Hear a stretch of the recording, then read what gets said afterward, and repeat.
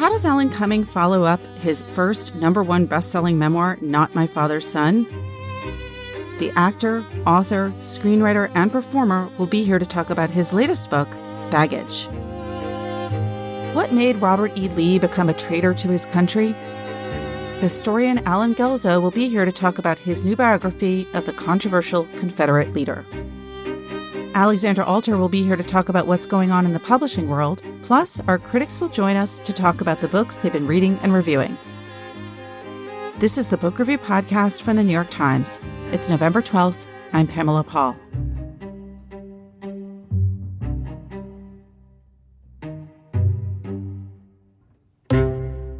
Actor, writer, director, podcaster, author of many books, Alan Cumming joins us now from the East Village in New York to talk about his new book, Baggage, Tales from a Fully Packed Life. Alan, thanks for being here. My pleasure. Even though there are celebrities who flit in and out of this is not really a celebrity memoir. And I want to talk, before we even get onto Baggage, about your first memoir, which was definitely not what we would call a typical celebrity memoir. So for those who have not had the opportunity yet to read that book, can you talk a little bit about your first memoir, Not My Father's Son? That was written in reaction to a series of events that happened to me in 2010. And what happened was I did this BBC TV show. Well, there's an American version too. It's called Who Do You Think You Are?, where they trace your genealogy. And there'd always been a sort of a family mystery about my maternal grandfather, who's called Tommy Darling. And I knew he had died in a shooting accident in Malaysia, but we didn't know the circumstances. And he'd never come back after the war. And I don't know. Anyway, what they do is in that program, they come and say, "Would you like to do this show?" And you go, "Yes." And you sort of say, things you know about your family. And then they go off and they sort of research you to see if you're interesting enough, I guess, to waste all that money on to do a full show. And so they came back to me, obviously rubbing their hands in glee, because I discovered that my grandfather, who my mum didn't know, last time she saw him, she was 8, had been a huge war hero, had been really kind of crazy reckless, like driving a motorbike across France with live ammunition strapped to him whilst German tanks were snipers shooting at him. Then he went to Burma, got very damaged in Burma physically and mentally. And I discovered that he had got this big award at Buckingham Palace, and none of us knew this. And I'd recently been to Buckingham Palace to get my OBE, and I said, "God, my granddad came in, however many years ago, none of us knew." And then I discovered that one of my uncles was not his son. My uncle has died, but I discovered that my granny and he were separated. One of my uncles is not his son. And then I discovered that he was obviously very damaged, and he died in Malaysia playing Russian roulette. And I found this out on television. Now, at the same time as that was happening, now that would be bad enough, because I had to tell my mum. It seemed like a great gift I was able to give her, that in my fame was able to give her this gift of the BBC using all their resources and research to let her find out who her father was and what his story was. And then, of course, I found out the truth, and I thought, wow. It was kind of became the worst thing about being famous rather than the best thing. And so then, but at the same time as that was happening, my father, because he thought, I hadn't seen my father for about 17 years or something. He knew I was doing Who Do You Think You Are? He'd heard. And I think he thought I was going to find out something that he had kept a secret. And so he told me via my brother that I was not his biological son.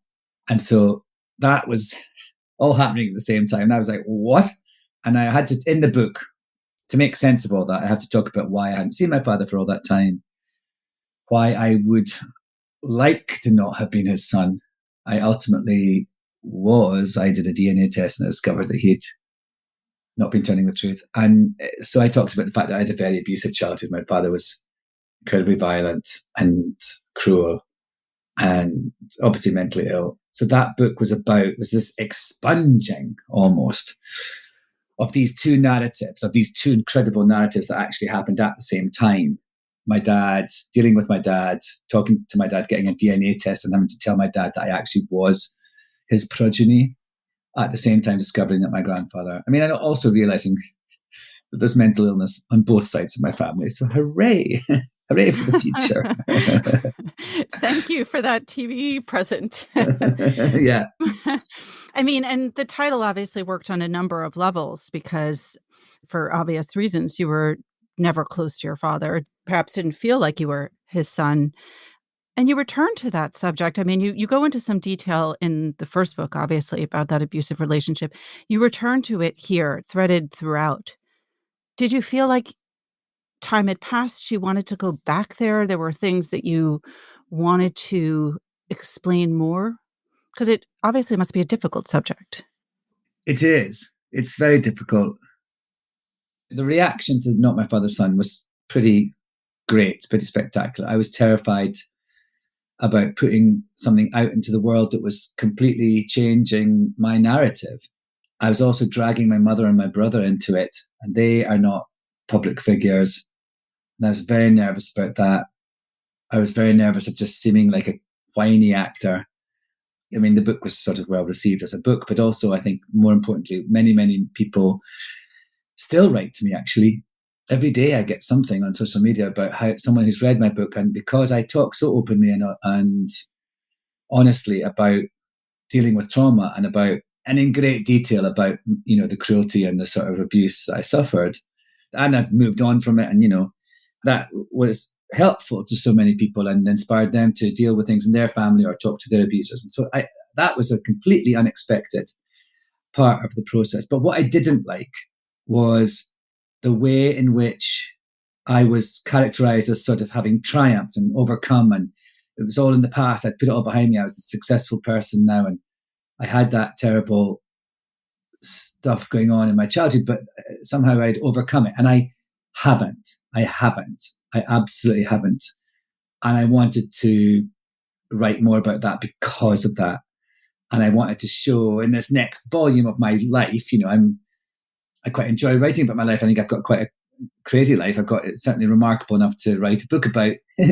And especially when I can also address something that I feel needs to be addressed and be more and sort of dispel fallacies about mental illness.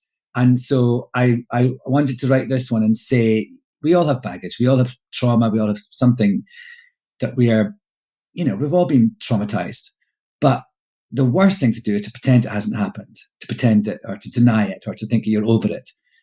And that's what I felt was in danger of happening with the way that my first book was reacted to. And so in this, I'm trying to say, you never get over it. It's with you all the time. In a funny way, one of the greatest things about me writing that first book is meant that my father has come crashing back into my life in a way that he never was for a few decades before I wrote it. And as he should be, he's such a huge part of my life. He is my father. Everything about me is affected by the stuff that went on.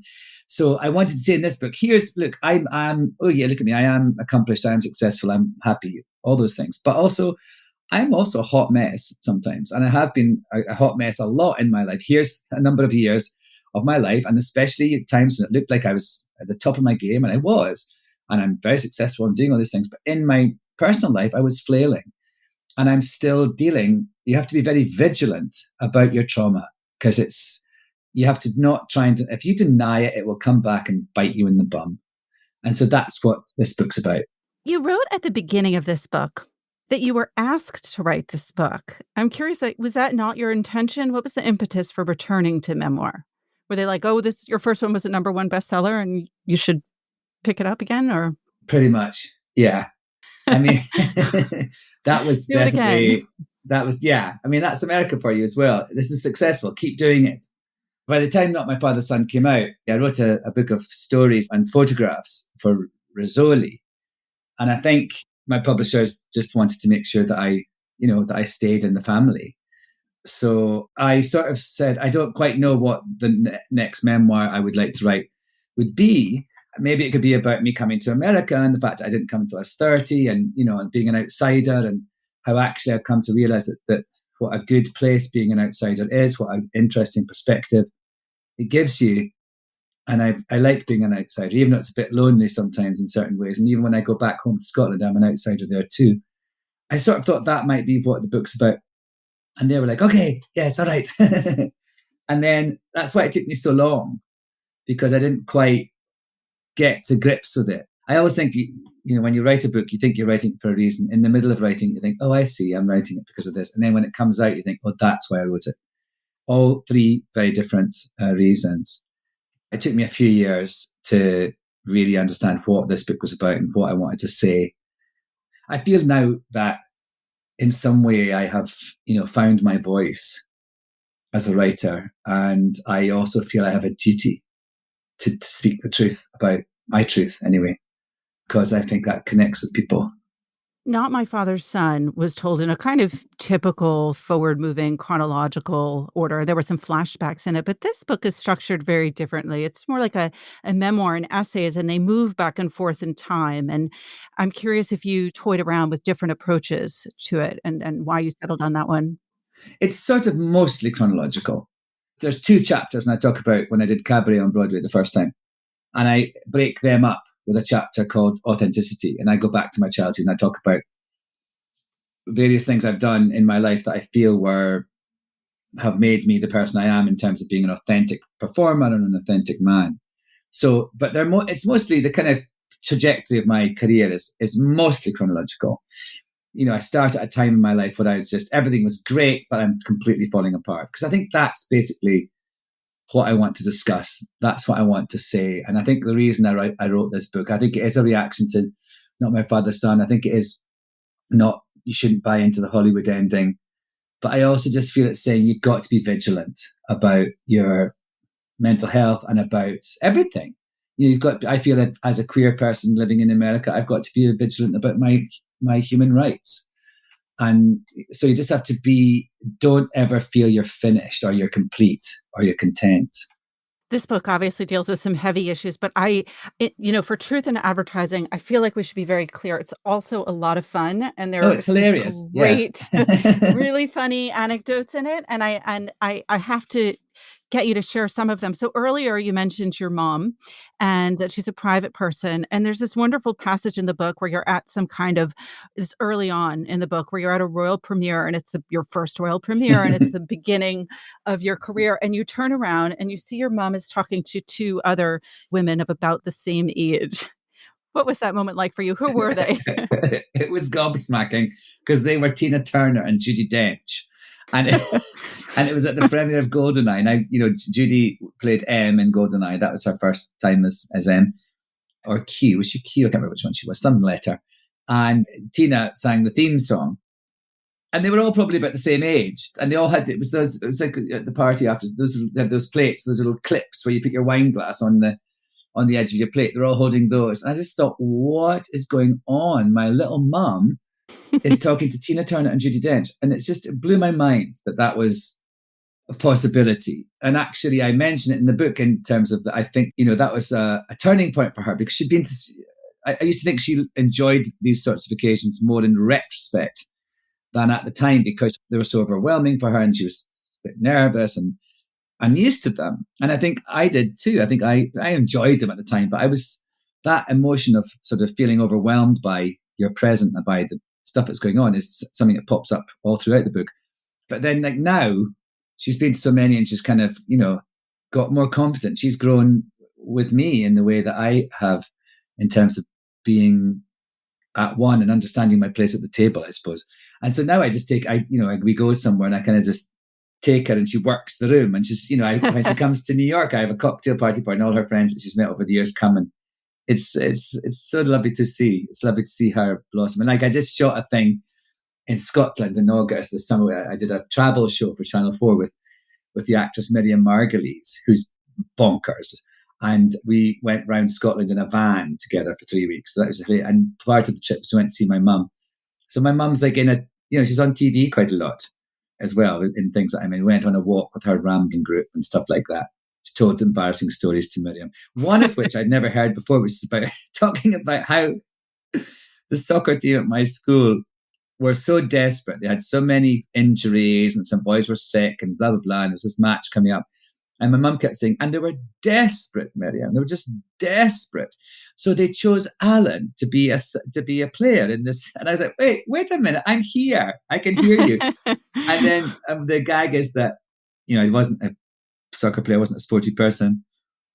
But my dad had said to me, "What position did you play?" And I said, "Oh, I was standing over by that tree by the fence." And that was what I thought he meant, because I didn't know that he had positions in a soccer team. So my mum was delighted to be telling a new embarrassing anecdote about how bad I was at football. For me, that story with your mom and Judi Dench and Tina Turner, it's another theme that runs throughout the book of you give readers a real sense of the realities and unrealities sometimes of being a famous person, but also being an actual human being on this planet, and some of the constant contradictions between those two roles. Being famous in America is very different from being famous in Britain. America, sort of celebrity is like the proto-currency of America. In Britain, it's being a celebrity is slightly cheesy. In America, Embarrassing. it's slightly embarrassing. And being in America, it's like the best thing you can ever be. And so I still feel, as I said, like an outsider, but I still feel, and the sort of the scale of celebrity and all that stuff is nuts.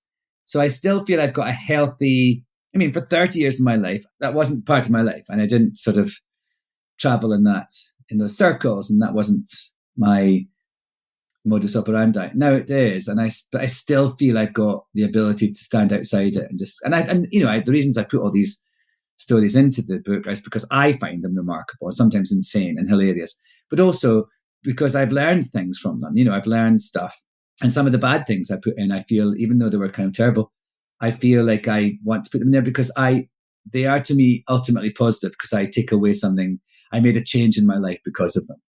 Let's talk about two of those specific experiences that you write about in the book. You say that when you're asked what your favorite movie is that you've been in, you always answer Spice World, the movie. And it sounds like a joke, but you have your reasons. What is your philosophy around what makes an acting experience valuable to you? I think it should be the experience you have at the time on the set. Because, again, life's too short. I've known people who's like, I just thought this film was going to do better, and this was going to take me up a notch in my career, and blah, blah, blah. And I think, oh God, did you have a nice time doing it? And they're like, well, yeah, I suppose that's well, surely that's a positive. And I feel like for me, there are so many variables in doing a film or a TV or whatever that, can alter by the time it gets to be viewed by the world. There's so many things that can happen. And I don't think you should make the end product how you value yourself or how you value the whole experience you had. The experience you had should be the day-to-day experience. That's why I think it should be fun to go to work. You should enjoy work. You hope that at the end of it, nobody goes into doing a film thinking it's going to be and boohoo. You hope it's going to be a good thing. Sometimes you go into things thinking this isn't so good, but I'm getting paid well and it's not terrible. Things like that. But just be honest and open, but actually make sure that how you value it is about what the experience you had of making it. I think that's so much more important. Sometimes I've done things that I've had such a great experience on, and they turned out to be awful, unexpectedly awful, actually. Other times I've had the most miserable. I detail two of them in the book, X-Men 2 and Titus. Really, really miserable experiences. And they turned out to be really good films that I'm very proud to be a part of. I was going to say about Spice World, I say that because I genuinely had a fantastic time. I was so happy. I was back in London. It was summer. I was driving around London with the Spice Girls at the height of their fame and their sort of innocence. And they taught me their dance moves. On my last day, they signed my tummy with their messages and their autographs. That was embarrassing at the swimming pool the next day. And I just had a really great, lovely, fun time. And I think that's what it should be about. But I also say it because I want to confound and challenge people's snobbery about things. I hate snobbery. I hate artistic and intellectual snobbery. It really is, I think, my least favorite thing. Well, this is a really snobby podcast, so I may go there a little bit later. But I'm going to stick with the middle brow for now, because you brought up the X-Men 2 experience with Bryan Singer, obviously very controversial, difficult figure. And I'm curious why you wanted to go there to write about that and what the challenges in writing about something like that were, because that was a public, but also not entirely public mess. The reason I write about it is because I wanted to show the lesson I learned from it, which was that I didn't want to work in an arena that condoned and enabled bad behavior that at the cost of other people's happiness and mental well-being. just because they were at the helm of a film that was going to make the studio billions of dollars. I felt dirty about being a part of that process. And I decided that I was on a trajectory where I was, that was the way I was going with those big films. And I thought, I'm maybe going to not do that for a while. I think I'll have a break. And ultimately, I am very grateful for that experience because, well, for many reasons, it was, good for me in my career, but also it made me know what I like and what I don't like and how I want to work. And I'm very grateful to the studio, to Brian, to the thing, for everything that happened, even though it was awful. In my way that I have grown, I'm grateful. But I wrote about it for that reason. It's been written about before, that experience, and we had an intervention, but no one's ever, I don't think any of the cast have really written about it in the detail that I have. All the facts that I say have been mentioned before in various things, but I just sort of sewed it all together and made it my interpretation of it. And also the fact that we were all dressed as our X-Men in full makeup whilst we're trying to have a drug intervention with the director. And I'm dressed as Nightcrawler, talking about, how worried we were about his health and all this stuff. And Halle Berry and I sort of made speeches about, she talked about addiction and people she knew, and about it doesn't matter what you're addicted to. It can be painkillers, it can be heroin, it's still the same addiction. We've got to address it. It can be dangerous, all this stuff. And we finished our thing, and all we heard was, "And Alan and Halle speak for all of us, Brian." And that was Patrick Stewart, who was sitting in the corner with other.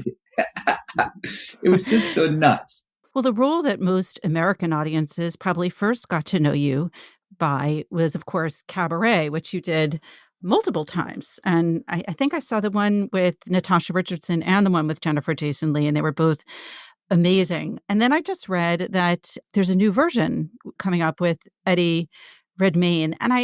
So I have to ask you about that, because you wrote about how you viewed the previous versions yourself when you were preparing for the role, or didn't view them, rather. I'd seen the movie. Remember, I did this, first of all, in 1993 in London. I'd seen the movie and loved it. But the theatre piece, the stage show, is so different. Obviously it's a different medium, but it's got a completely different narrative to the movie. Similar, of course, but those whole characters aren't there. And I sort of talk about, when you play Hamlet, you are compared to all these other Hamlets. But that's because it's such a great part and it's done so often that there's a reason for that. And each Hamlet brings something new and something of his generation and of his circumstances. When I did the MC in Cabaret, the only other sort of well-known interpretation of it was Joel Grey's. And so I was not in London, but when I first came to Broadway, I was asked constantly about, had I tried to be different to Joel? Was I being just contrary and being different to him? And it was very frustrating, I felt, because I didn't do that. I didn't, I'm not being disrespectful, but I didn't consider Joel at all. And I just decided to do the play as I thought, with Sam Mendes, the director, it should be done. I realized when I was writing about it is that there's only really, mine and his are the only two sort of big, memorable, or not memorable, but talked about, well-known sort of, Broadway and everything, interpretations of that role. And so therefore, of course, you're going to be compared to the other person. And I looked forward to there being another, more interpretations of it, and not just, because for ages it was just the same. Our production was done all over the world, and I would get people to send me pictures of themselves dressed as me, like kids in Florida and little colleges with those sort of straps and everything, and the black hair and red nipples. Constantly, I would get those things and asking for advice. And my advice was like, don't copy me, do it your own way. This is a part that has got so many possibilities. Why do you copy some weird famous guy? Why don't you do it your own way? And now I think it's great to have Eddie, someone at the sort of level of Eddie, the profile of Eddie doing it. I think there will be another iconic interpretation of it. And I think that it's a relatively new piece. It's only written in the 60s. So I welcome Eddie's interpretation, and I'm glad to it will spread the love a bit and stop it being so it actually makes it more, this is funny, it kind of makes it more non-binary. Right. I was going to say it's no longer Alan versus Joel, but yes, now there's another one to mix in. One of the things I liked in your book, though, is that you compared your own performance with your own performance because you had a number of years in between your first Broadway version of the show, and never mind the one that was done in London, but and then your second one, and you even have these photos of yourself taken in the same pose and kind of write about what you were in such a different place. It's not so much that I had comparing my performances. I'm just comparing myself as a person. What happened was in '98 when I was just so overwhelmed, and to come to New York and was this crazy thing happened to me. I mean, crazy. I was so ill prepared and so didn't know the score, and I had fun. It was great, obviously, but it was so overwhelming and quite stressful. And on the opening night, the New Yorker wanted to send a photographer to photograph me as I came off stage in my dressing room. I was like, no, absolutely not. No way. I don't want to have anyone around me. And everyone was saying to me, oh, your life's going to change. There's going to be a big, and I was just terrified. And I just thought, you can't have photographers backstage. Who does that? And now, like, they're always there. And it was lovely Amy Arbus they wanted to send and take this portrait of me. Eventually I gave in and I didn't want her there. I just sort of thought I'm actually stressing out more, arguing with them about why I don't want to have a photographer take a picture of me after my first night. That's making me more stressed than to have her there. And they were talking about it, but it's going to be a moment of Broadway history, we've got to record stuff like that.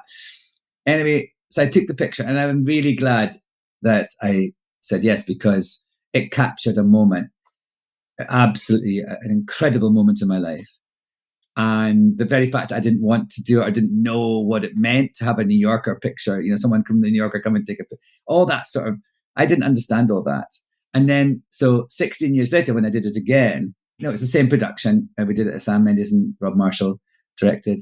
And I invited Amy, she's my friend now, and I invited her to come and take a picture of me in the same pose again. And I look like so much better 16 years later. My body's different. I'm much more relaxed. I'm much more confident. And it's just so interesting to me to see how, and actually I enjoyed doing the show again so much more the second time round. And I think it was a better show. I think it was the darkness of the story came through more. I think all the sort of sexuality in the sort of sensationalism around me as this sort of pansexual sprite in 1998 kind of clouded or overshadowed in a way the real message of the play. And I think it was, so therefore I think it wasn't so sensational in 2014 because people were a bit more used to it. And also I write extensively about how in 1998, the same year that Americans were hearing every day about a sex scandal in Washington, I think that was really interesting. I wonder what that was. Right. That was happening and they were hearing about that every day. And then there's me. So that, in that situation, Monica Lewinsky, who's a dear friend of mine, being completely derided and shamed for her sexuality, and me being completely lauded and praised for mine. And I think in a way, we were so sort of sensational in that kind of area was because Americans were hearing all this prurient, puritanical gossip about sex, about sexuality every night on the news. And I think it definitely helped with, here's something completely sort of hedonistic and contained because it wasn't real. It was from another time and it's European and weird. And you can go and enjoy that and sort of let loose a little bit about sexuality. So I think it's fascinating.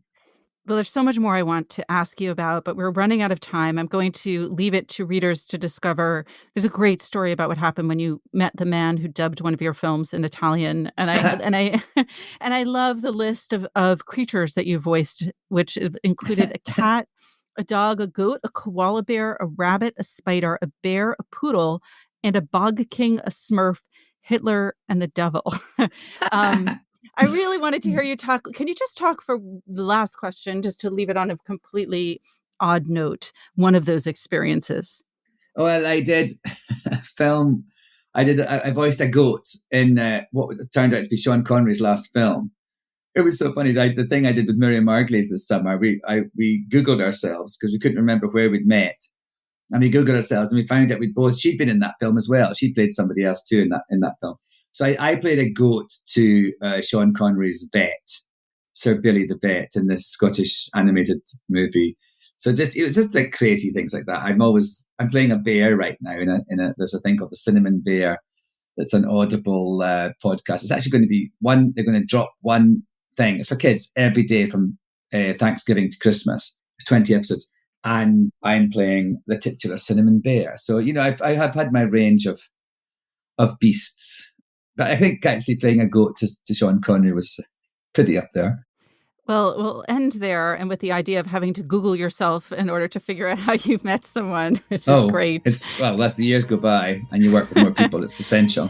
The book again is called Baggage, Tales from a Fully Packed Life by multi-hyphenate Alan Cumming. Alan, such a pleasure to talk to you. Thank you. So nice. I really enjoyed it.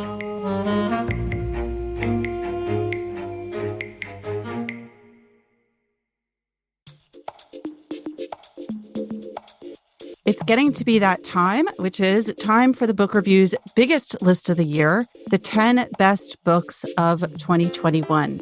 If you're a Times subscriber, you can be one of the first people to find out the list before it's published in our live event, which will be virtual, but a live edition of this podcast. We will be recording it on the morning of November 30th. My book review colleagues and I will announce and discuss this year's selections, share some of our favorites that didn't quite make the list, and we'll be joined by a special guest that I can't wait to share with you. After the announcement, our editors want to hear from you, so we'll also be holding a virtual after party where you can talk about your favorite books published this year. I hope you'll join us. You can RSVP at nytimes.com/10 best books, and that's 10 the word, not the number. So TEN, best books. Alan Guelzo joins us now from outside Philadelphia, Pennsylvania. His latest book is called Robert E. Lee, a biography. He is a historian and, this is a long title, serves as the senior research scholar in the Council of the Humanities and director of the Initiative on Politics and Statesmanship in the James Madison Program at Princeton University. After all that, Alan, thanks for being here. It's very good to be here today. So the subject of your biography is Robert E. Lee. He is not a new subject to biography. He's perhaps a timely or untimely subject for a biography, certainly a reconsideration. What did you learn about Robert E. Lee growing up? I first encountered Robert E. Lee, so to speak, at my grandmother's knee, because that was how I first learned my Civil War.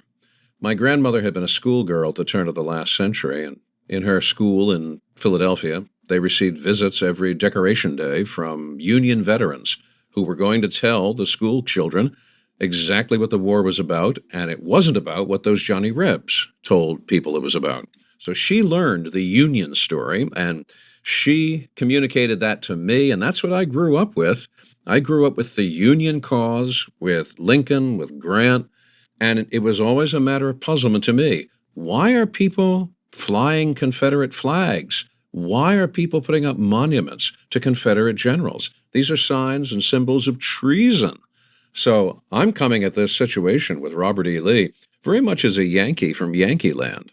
How is Robert E. Lee portrayed for students living in the South? Very differently. There, Robert E. Lee was pictured as being the Southern version of King Arthur, hardly less than a saint. And particularly, he was the man who fought the North and really should have won the war. And the only reason that the North won the war was because they had more soldiers, they had more guns, they had more money and more food. And they just ground the genius of Robert E. Lee down. It was almost like the whole story of Robert E. Lee was how unfair the North was to Lee, because if it was done strictly in terms of genius, Lee should have been the victor in the American Civil War. What about biographies of Robert E. Lee? I mean, there have been some hagiographic biographies of him. Oh, more than some. In fact, most of the biographies that spring up after Lee's death in 1870 are really devoted to portraying Lee in exactly this light, with almost a halo around his head. One reason is because so many of those biographies are written by Southerners, and in fact, in some cases are written by members of Lee's family. And the climax of that comes in the 1930s when Douglas Southall Freeman produces his enormous 4-volume R.E. Lee, which wins the Pulitzer Prize. Not only had Freeman done tremendous amounts of work in archival materials, But Freeman portrayed Lee, as he said, Lee's character was very simple, very uncomplicated, very straightforward. He was noble. He was a man who behaved according to duty. And at the time of his death, it was almost like the gospel of Robert E. Lee was being preached by Douglas Southall Freeman. And did that view of Lee get any traction outside of the South? I mean, as you said, it did win the Pulitzer. Oh, yes. It did get traction in a number of places and in a number of ways. There were books written about the Civil War, especially coming up to the Civil War centennial in the 1960s, that certainly had that view of Lee. And my understanding is that even President Eisenhower, during his term in office, had a portrait of Robert E. Lee in the Oval Office as an American that he had some admiration for. Wow. Well, things have changed, and they've changed even before the last few years in which there's been a very clear movement towards reconsidering not just the way in which we write about people, but the statues that we have, for example, of figures like Lee and the way in which we named various places after Lee. But even since Eisenhower and before this recent period, there's definitely been critical biographies of Lee written, haven't there? There have been, although curiously, most of the critical biographies that appear, let's say, in the 1930s or 40s, come from people who are writing from Great Britain. I'm thinking in this respect of J.F.C. Fuller and Basil Liddell Hart. They're writing as professional soldiers, and they're writing analyzing Lee as a professional soldier.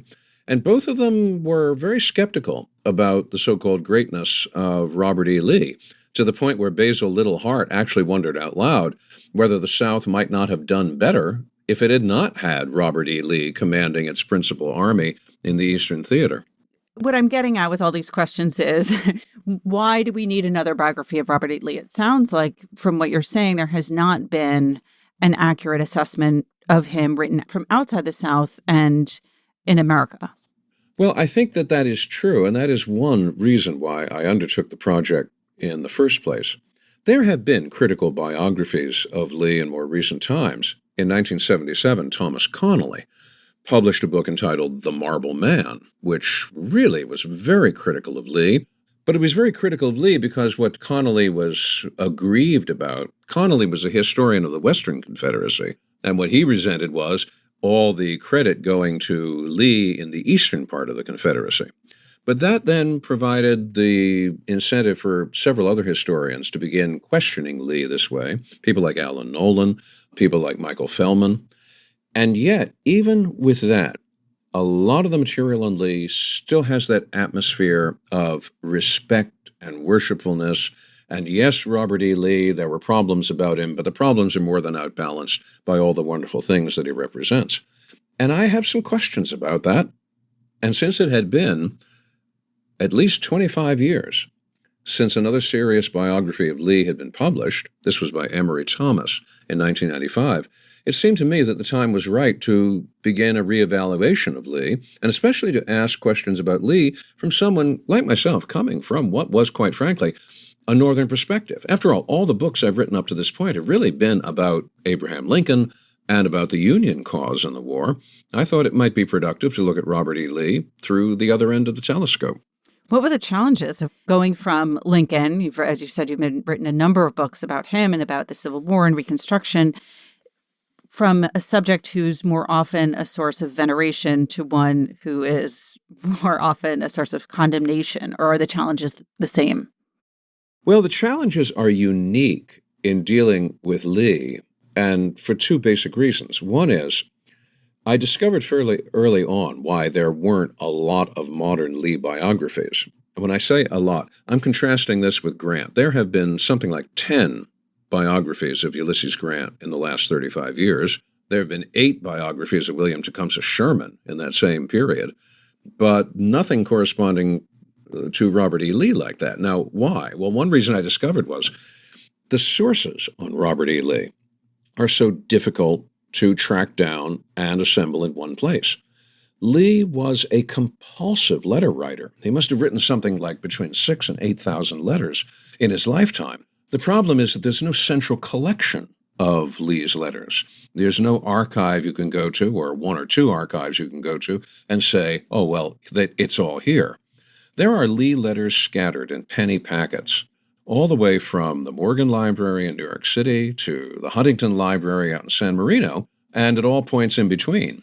And the greatest challenge I faced with writing the book was the very simple mechanical challenge of being able to track down, identify, get copies of, and catalog all of this letter writing. And that was a chore of really serious proportions. It also explained to me, though, why a lot of people might want to think about writing about Robert E. Lee, but then give up because they're going to have to invest so much time and effort into assembling the materials. The other thing about Lee, which was in the nature of a challenge, was that Lee, although he wrote so much in the way of correspondence, was not very forthcoming about himself personally. He was a very private man, played his cards very, very close to the chest, did not like to talk about himself, did not like to see himself in print. This is not a man who conveniently explains himself for people. And trying to figure out what is making this man make the decisions he's making was another major challenge, because he was very reluctant to give that kind of information, to concede that kind of information to biographers. Well, then what was in all those letters? A lot of it was family details, personal materials, desires for promotion, remarkably routine stuff. But he would write sometimes 3 and 4 letters to friends and family in a single day. And you'd weed through it, and sometimes you'd wonder, well, am I reading something here that's not much more than a hello, how are you from the shore? Occasionally, though, the guard would drop, and then something would peer out, and you would look at that and you'd recognize, aha, now we are looking at the man talking about himself. He'll do that about his desires for independence. He'll do that for his desires about security. He'll do that in some remarkable moments about secession and the impending Civil War. He'll do that about slavery. It's infrequent, but when he does it, those are the moments you want to catch with both horns. You mentioned that a lot of the letters concerned family. Where and when and into what kind of family was Robert E. Lee born? Oh, now there's a story which I think is the real key to understanding Robert E. Lee. Robert Lee was the son of a famous Revolutionary War general, Light Horse Harry Lee, a man who carved out a marvelous reputation for himself as a cavalry commander under George Washington and under Nathaniel Greene in the American Revolution. Alas, Light Horse Harry might have been a great horse soldier, but he was a walking disaster in peacetime. He made vast investments in Western land, all of which went for nothing. He had a genius for putting money into the wrong places. If Light Horse Harry Lee was alive today, he'd be recommending that people invest in ski resorts in Bangladesh. And he burned through the cash of his first wife. He burned through the cash of his second wife.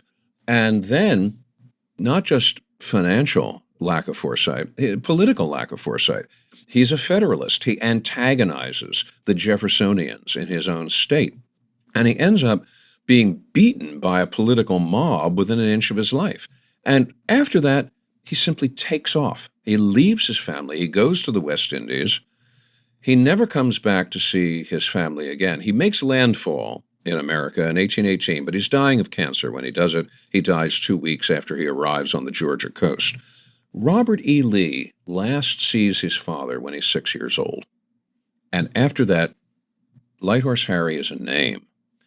There is no trauma quite so heartbreaking as the loss of a parent before the beginning of adolescence. And Robert E. Lee had to deal with that. And that hangs over him all of his life. And you can see it in 2 curious ways.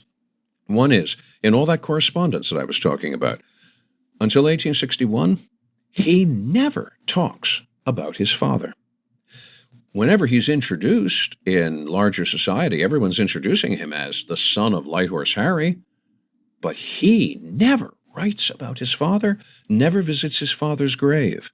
That doesn't change until 1861, 1862, when Lee is finally coming into his own. How old is he at that point?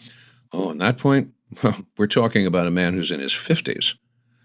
And it's only then that he finally pays a visit to his father's grave.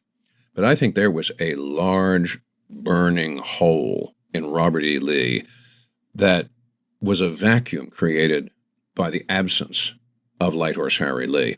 And I think that explains, in large measure, why Robert E. Lee is such a perfectionist. He's so demanding of himself. He's so demanding of other people. And I think it's because what he really is playing for is a kind of redemptive perfectionism. He's going to do right what his father did wrong. And he's going to show the world that the Lees are not what Light Horse Harry was. And that drives a lot of Robert E. Lee's life. What was his childhood like after his father abandoned him at age 6? He has 2 older brothers. He has 2 sisters. He lives with his mother in Alexandria, and he becomes his mother's son. He's the one who runs the household. He's the one who runs errands. He keeps the money. He makes sure that their broken down old carriage is still presentable enough to go around the town of Alexandria in. So much so that when he announces he's going to West Point, his mother, Ann Carter Lee, says, "What am I going to do without Robert? He is a son and a daughter to me."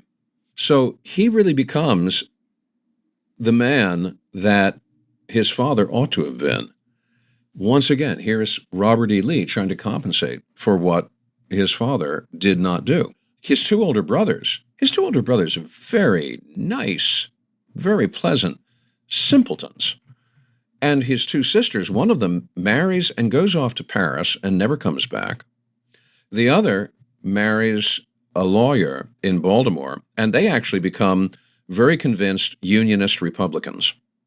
And one of the letters that Robert E. Lee is going to write when he finally resigns his commission in the U.S. Army to go south and join the Confederacy, one of the letters he writes is a letter of almost of apology to his sister Anne for what he's about to do. And he says, "I know you're not going to understand this, but this is the decision I had to make." It's a very strange family environment which he grows up. And he does something very different from any of the rest of his siblings, almost as though he felt the burden of redeeming the Lee name really was on his shoulders. Did he and his sister stay in touch after that rift over with her going to the Union side and him obviously on the Confederate side? His sister and Robert never communicated after the war began. She died in 1864, but her son served in the Union Army. And one of the curiosities is that Lee's nephew and one of his sons serving in the Confederate cavalry almost captured their cousin. And it came within an ace of it. It didn't actually happen, but the son of Ann Lee, he is going to be a Union officer, and he's going to go through the war fighting for the Union. There, at least, is one example of what we see so often in the Civil War, of divided families. Actually, Lee had a number of other relatives who fought on the Union side as well, so there was a lot of division in the Lee family, but it was even right there in his immediate kinship network. All right, let's go back in time a little bit before that moment in April 61 when he resigns from the U.S. Army. Tell us about his early career. Did success come easily to him? Was he a good student? He was an excellent student. He was, if we could use the term today, he was a math nerd. He was prepared for entering West Point by Benjamin Hallowell at Hallowell's school in Alexandria. And Hallowell, years later, would remark that Robert E. Lee, he could send Robert E. Lee to the board, and Robert E. Lee would do the equations, he'd do the diagrams. They were almost so perfect they looked like they'd come out of a textbook. When Lee goes to West Point, he's really going to an engineering school. That's what West Point was in the 1820s when Lee arrives there in 1825.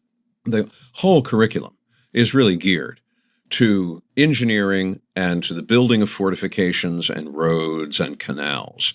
There's actually only one semester for cadets at West Point in his day where they ever talk about strategy and tactics, and even then it's not terribly intense. When Lee graduates, he graduates second in his class. He misses getting first honors just by a whisker, but that's good enough to get him a commission in the elite Corps of Engineers.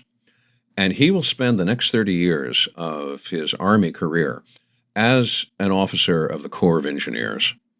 And he will do it in a number of projects for constructing fortifications in Georgia, in Virginia, in Baltimore, in New York Harbor, even the waterfront at St. Louis. So he is very much an engineer, and he functions as an engineer. And a lot of the times, I think he was really at his happiest when he had an engineering notebook and equations and diagrams to work with. Now, how does he come to resign from the U.S. Army in 1961? Was it an easy decision for him? Every description of Lee's decision emphasizes the agony of the decision. And there is an element of that because Robert Lee stayed in the Army for 3 decades, hoping against hope for more in the way of promotion and recognition. He had some service during the Mexican War, but the reward he might have had for that disappeared as soon as that war was over. It becomes so difficult for him to think of advancement in the Corps of Engineers that in 1855 he actually leaves the Corps and accepts a commission as Lieutenant Colonel of the 2nd Cavalry in Texas. But in truth, he doesn't do anything terribly much more exciting there than he did when he was on engineering projects. He does, however, have the interest and he has the investment, so to speak, of the General-in-Chief of the Army, and that is Winfield Scott. Scott was an officer with a really keen eye for talent, and he looked upon Robert E. Lee as one of the officers who impressed him most in the Army. When the secession crisis begins in December of 1860, and the United States government has to start thinking about what it's going to have to do in response to secession, Winfield Scott wants Robert E. Lee to come back to Washington, and in April of 1861, an offer is going to be made to Lee that Lee would take command of the Federal forces in the field, which were going to suppress the Confederate rebellion. And he looks at that, he looks at the offer, and he declines it. He says, I cannot draw my sword against my native state, meaning Virginia. Now, at that point, he might have just simply resigned his commission and sat the war out as a neutral. There were a number of Southern officers who did that. They wouldn't fight against the South, but they weren't going to try to fight against the North either. Robert E. Lee doesn't do that. He accepts not only the idea that he's going to resign, but commissioners from the governor of Virginia come and they persuade him to go with them to Richmond, and he is going to arrive in Richmond and find himself presented with a commission to take command of the Virginia forces. And he accepts that. Really what Robert E. Lee does, he takes one step after another, and each step takes him further and further into the grasp of the Confederacy, so much so that he finds himself really unable to take any steps backward, and so he becomes this commanding officer of Confederate forces. It sounds like, in many ways, then he was a reluctant Confederate, but how committed was he to the ideology that we associate with the Confederates? And specifically, I guess I'm asking, what were his attitudes towards blacks and towards the institution of slavery? Let me split that into 2 things. One is his attitude about Southern secession from the Union was very much out of step with other Confederates. He said very frankly, secession is just revolution. Let's not try to pretend it's anything more legal or constitutional or noble than that. He's very frank about that. And all through the war, Robert E. Lee actually does nothing but complain about the Confederate leadership, about Confederate politicians, about the Confederate Congress, and about the will that the Confederate people seem to have for carrying on this war. He's very critical of his own side. And it's so much so that a number of people voiced a doubt. Is this man really on our side? Is Robert E. Lee really someone we can depend upon? When it came to slavery, a slightly different note enters into things here. Lee had never been personally deeply involved in slavery in the sense of owning slaves. He inherited one slave family from his mother, but that was it. That does not mean, though, that he was not deeply connected to the slave system, because he marries Mary Anna Randolph Custis. The Custises are one of the great families of Virginia. They own 190 slaves. So even though Robert E. Lee doesn't own slaves like a plantation owner might, nevertheless, he benefits from the system. And his comforts in life are all attended to by black slaves. And yet, in the 1850s, he will say in a letter to his wife, slavery is a moral and political evil in any country. You read that and you think, how could you look at that? How could you look at slavery, know that it was an evil, and then look away? But that is what Robert E. Lee did. And even during the war, Lee harangues the Confederate leadership. You're going to have to emancipate the slaves, he says, because slavery is a millstone around the Confederacy's neck. So we got to move to emancipation. And finally, in the early spring of 1865, he gets the opportunity, he's invited to deliver an opinion on the subject of what to do about emancipating slaves and whether emancipated slaves should be recruited for the Confederate Army. He comes out wholeheartedly in favor of it. Confederate newspapers just go berserk with rage at Lee. They accuse him of betraying the Confederacy. They accuse him of never having really been heart and soul a Confederate. But this is the advice he gives. Well, it's advice that is too little, too late. In another month, the war is really going to be over. That did not mean, though, and here we go again with the ironies of Lee. This did not mean that he had any kinds of notions of racial equality. When the war is over, he goes and becomes president of Washington College in the Upper Shenandoah. On the one hand, he will punish white students at that college who try to harass the newly freed slaves and their schools. But on the other hand, he will never suggest that Washington College should become an integrated school for white and black alike. And he will say, quite frankly, blacks should be in one sphere, whites should be in the other. And what he's really talking about is the first glimmerings of what we would call Jim Crow segregation. So dealing with Lee this way, you're constantly following a path in Lee's mind where he zigzags from one point to another. At each point you think, aha, I've pinned him down. But no, he's going to take another zigzag. That's part of the complexity of dealing with Robert E. Lee. And in that sense, it's no wonder that a number of people have shied away from attempting a biography of Lee, because following those complexities really can be maddening. I had a friend I was describing this project to over a number of years.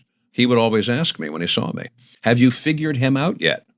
And for years I had to say, no, I have not. It took a long time to start putting a lot of these pieces in some kind of reasonable order. Well, that was going to be my next question. Have you figured him out? I think I have. And I emphasize think because I'm talking about someone I've never met. I've never been able to get him on the psychologist's couch. He's been dead for 150 years. But I think there are three things about Lee which I have discerned, and I think these are three important things that we need to bear in mind about his character. One is that urge for perfectionism. That is a constant in Robert E. Lee's life. It leads him to demand a great deal of himself, but it also means that he demands a great deal of others. His letters to his children, for instance, are full of these exhortations.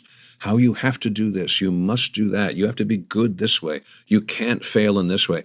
He writes to one of his children, if you fail in this endeavor, you will break your father's heart.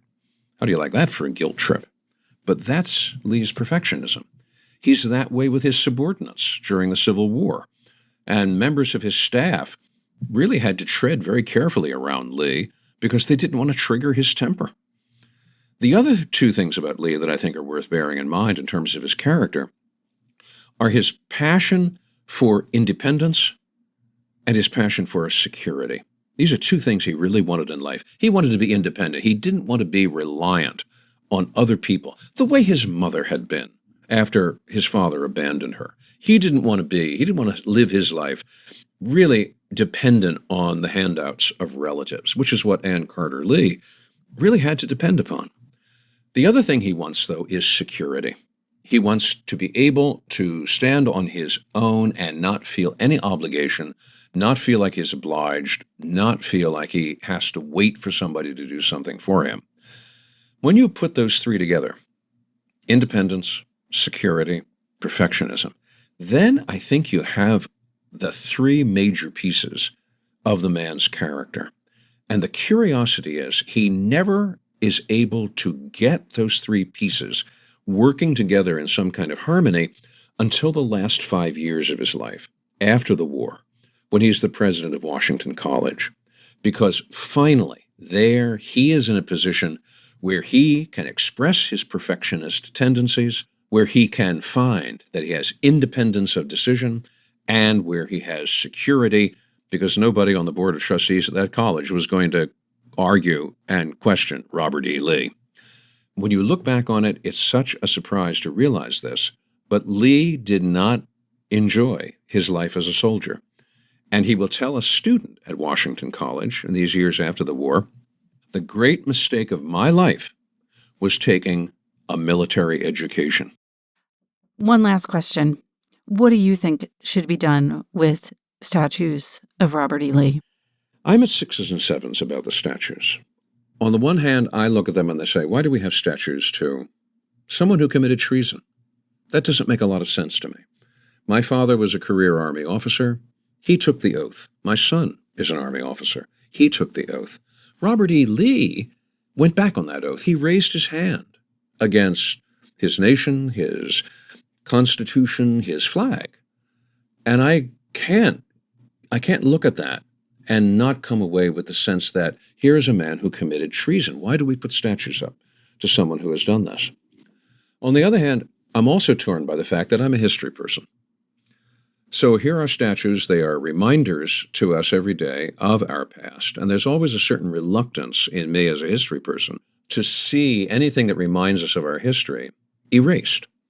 I think we could repurpose. I think we could reconfigure. I think we could do some creative things. I'm a little hesitant about the removals, if only because we need our history so badly, and I'm uncertain about what we are going to replace the statues with. If we replace them with nothing, then what we've done is we've helped to amputate a little bit of our history. Losing a grip on our history to me is a sad thing. So as a history person, I'm a little reluctant to see that happen. The same way that I'm reluctant, for instance, to see the monument in Donner Park out in California, the monument to the Donner Party. I'd be very sorry to see someone say, let's remove that monument because it's encouraging cannibalism. I would say, wait a minute, that's going a little too far. I don't want to lose that grip on our history. We have enough trouble as it is teaching history, teaching civics today. So that part of me has a little reluctance there. So I'm at 6s and 7s. One part of me says, why do we got these things in the first place? The second part says, if we're going to take them down, let's be sure that we do it with the right reasons and with a reasonable process behind it, so that afterwards we can say, we arrived at this conclusion because we really thought our way through it. That's really what I would like to see. Well, I think people can certainly think their way through understanding Robert E. Lee by starting with this book. Alan, thank you so much again for being here. Thank you so much, and it's been fun to talk. Alan Guelzo's latest book is Robert E. Lee, A Biography.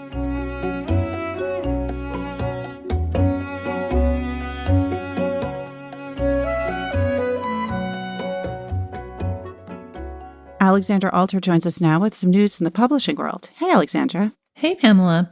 So I have good news this week. I hope that is a welcome change from some of our previous conversations, but we are getting some numbers in looking at the first 7 months of this year from the Association of American Publishers, and sales are up again. Yes. It was good. Somewhat tenuous because 2020 was such a blockbuster year. So I think people were wondering, are sales going to taper off now that people are venturing out of their homes more? But in fact, this report showed that trade book sales, which is sort of the consumer book measure, not including education, were up 15.8% for the first 7 months of the year. And within that framework, we saw increases on almost all formats. Hardback was up more than 20%. Paperbacks were up nearly 20%.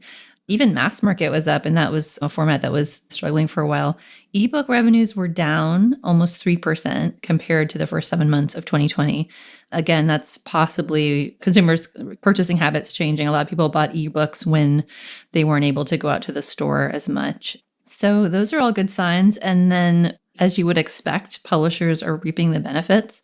There were a series of earnings reports from some of the big five, and those largely showed across the board gains. So Simon & Schuster's third quarter earnings showed that they had a sales gain of 15% compared to 2020, the same quarter, which is quite astonishing. Similarly, News Corporation, which owns HarperCollins, showed big increases there, partly because of their acquisition of Houghton Mifflin, but also just because people were buying more books.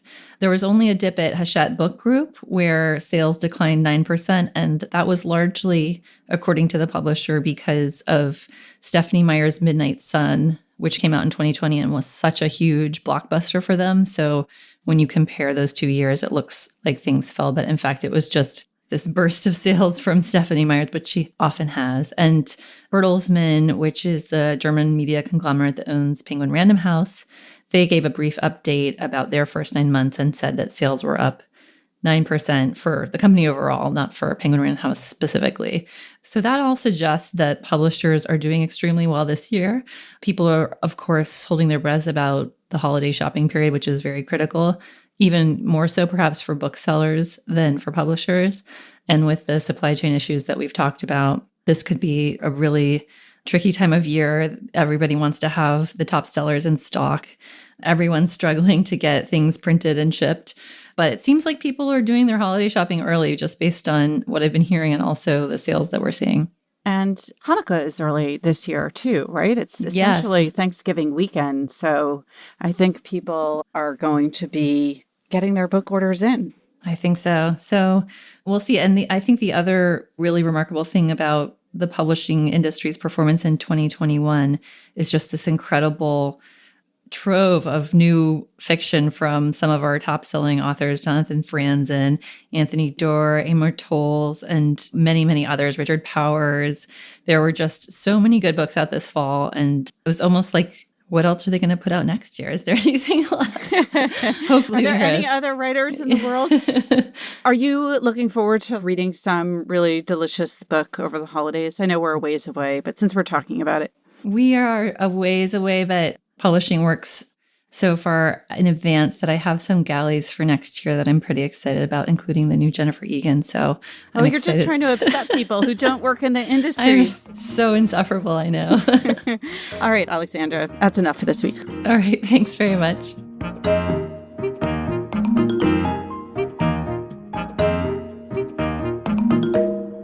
Joining us now are critics Molly Young and Alexandra Jacobs to talk about what they are reading and reviewing. Hey there.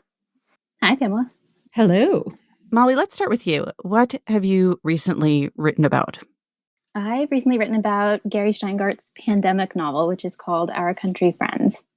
And I loved it. And I explained why in the review, but I will also explain why on the podcast. But I want to preface the book talk with a tiny anecdote, which is that a decade ago, I used to live in downtown Manhattan, in Chinatown. And after my day job, I would often bring a copy of the New York Times crossword puzzle with me and walk to my local bar and take a load off by drinking 1 to 3 servings of rum while making my way through the puzzle. And often I would spot Gary Steingart himself at the same bar. I think he must have lived in the neighborhood, and he's very recognizable. If you've seen one of his jacket photos, you'll know that he has a superb face, one of the superb faces of our time. And so this could, potentially have, if we had interacted in some way or become friends, this would have maybe posed a conflict and I would never have been able to review his books. But luckily, our usual seats at the local bar were at opposite ends. And so we never interacted, but I've always had a pleasant image of him nursing a drink in my mind when I read his books. And are you a longtime Steingart fan? And if so, which was your favorite book up till now? Yeah, I am. His first novel is called The Russian Debutante's Handbook, and it kind of made a splash and put him on the map and won some awards. But the book he wrote that really got me on the Steingart bus was called Super Sad True Love Story, which in my head came out like 3 years ago, but actually came out 11 years ago. And that's everything. That's everything in time for me. Time's a flat circle. And in that book, it depicts a kind of dystopian version of New York City in which love and life are dominated by consumerism and media and the stifling of political dissent, which, I don't know, sounds familiar. And so I've been desperate to go back and reread it now because it seems like a book that might hit quite differently now that I'm in my mid-30s rather than in my mid-20s when I first read it. Because it'll feel even more true? It'll just feel like a factual description of life, maybe. Yeah. Steingart, of course, was on the podcast last week. If listeners caught that, they will have some idea. But briefly, for those who did not listen to that episode, tell us what the book is about. So the setup almost sounds like an Agatha Christie mystery. It's a bunch of people ensconced in a country estate in upstate New York. They joined together at the beginning of the pandemic, thinking that it'll be over quickly. And of course, they end up there for months. Among those people are a tech CEO, a famous actor who I pictured as George Clooney, although that's not indicated anywhere in the text to do so, and a writer and some old high school friends. Anyway, a group of people. And the book is about what unfolds while they're there. I didn't have the space to write about this in the review, but one thing I really loved about it was the book does a good job of highlighting the importance that small daily rituals took on during the pandemic, at least for me. After the initial shock and viscous, fearful uncertainty, I at least became far more fixated on the necessities of like making the coffee, making dinner, watering the plants, cleaning the cat's litter box, in kind of a keep calm and carry on theory of living. And he also pays very close attention to those tasks, which makes it sound boring. But in the novel, the tasks involve a lot of gourmet meals and alcohol and sex. So not so boring. Alexandra, what about you? What did you review this week? I reviewed James Ivory's memoir or memoirs, a distinction that is important, I think. And for those who don't immediately recognize that name, they might recognize it in the phrase merchant ivory, which was, as I write in the review, one of the dominant filmmaking forces of the late 20th century. There was a time when a merchant ivory movie was, a momentous occasion to be looked forward to, lined up for even, instead of something just streamed. What were some of the big merchant ivory movies? Oh my goodness. Well, the one I remember most was A Room with a View, based on the E.M. Forster novel, which I saw, I think, when I was 12 or 13. And it stars Helena Bonham Carter in one of her earliest starring roles. There are just all these beautiful scenes of Italy. It's completely transporting to another time and place. Merchant Ivory was accused of, by, I think the film director, Alan Parker, accused them of coming from the Laura Ashley School of Filmmaking. He took that, I think, from a sound guy. But anyway, that was a derisive comment. But the point was that they just had beautiful costumes and sets and took you away to a different time and place. I want to go back to something you said at the very beginning. What is the difference between memoir and memoirs? I suppose I think of memoirs as something more episodic and fractional. They certainly are here, whereas memoir feels like a more overarching, complete thing, but that may not be actually accurate. But, there's something about the S that lets the writer, I think, off the hook in terms of providing the complete life. And certainly Ivory doesn't do that here. It's really sketches that he's assembled, but it adds up to something very complete and thorough. What does he tend to focus on? I was surprised because I admit my ignorance. I didn't know that, or I only knew in the back of my head that a Merchant and Ivory were romantic partners as well as creative partners. And I didn't really know anything about Ivory's sexuality, but that is really forefronted in these memoirs. There's a lot of almost X-rated recollections of sexual encounters. And for a gay man of Ivory's age, he's 93, I felt there was something really impressive and liberating about that. He grew up during such a repressive time, and to be able to really just let loose with his recollections, I wouldn't call it shocking. It was surprising, but in the end, I felt real admiration for him being so frank. Why not, So what were your ultimate thoughts on this book? Highly recommend? Is this something only for Merchant Ivory devotees? I recommend it. I think for any devotee of the cinema, even if you're not a Merchant Ivory devotee in particular, first of all, I think the scope of their work is often underestimated. Most people think of them as just sort of producing these adaptations of 19th century Anglo-American or Edwardian literature. And the fact is, they really did they actually did Tama Yonowitz's Slaves of New York. They did a whole range of things. They did things much more than is normally thought of for them. And I think that's important. I remember that was so controversial when they were doing Slaves of New York. It was like, wait a minute, the people from Morris and Room with a View are doing. Get back in your lane, right? And I find, I mean, it's just interesting to see how people really want to pigeonhole public figures. And, you know, I mean, James Ivory's had an incredible career, like all the way from his first documentaries and to Call Me by Your Name, which he won the Oscar for finally. All right, let's run down the titles of what you each reviewed. Molly? I reviewed Our Country Friends by Gary Steingart. And Alexandra?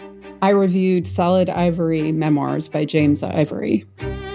Remember, there's more at nytimes.com/books. And you can always write to us at books@nytimes.com. I write back, not right away, but I do. The Book Review Podcast is produced by the great Pedro Rosado from Headstepper Media, with a major assist from my colleague John Williams. Thanks for listening. For the New York Times, I'm Pamela Paul.